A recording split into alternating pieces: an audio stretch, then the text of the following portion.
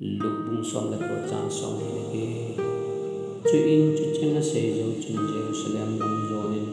ama alam kai chân là chế cầu tạo về chú in ai kỳ này olive ở tiêu mùa là bet phê lệ bet ni ahung này pha nên xây dựng mini sonin nama sang zon thọ nào cũng sung ở quần thọ in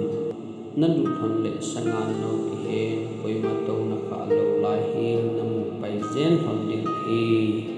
hi chu su thon in lam in kai thon in chu le pi bol a na su hom ham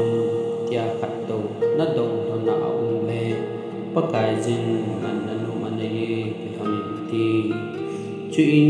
a ki so te ni chu a chi thon in hi le aza thona sei bang bang chen a ga mu thonin chuin asut thon le ani te aza thona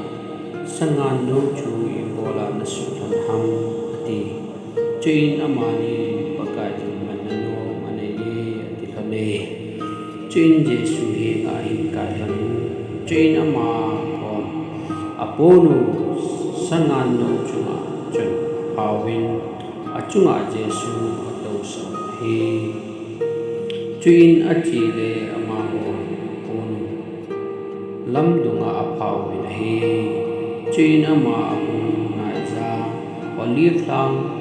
kum tha na ge jin sei zuite mi pi chu ha pa na ki ba than thilbol idang dang abol amu chang siu zau chun o sang dan pathin ba chai pakai mina ma lem pat anu no me wana cham de han chung nung pe na lo pi na hi han tiu hi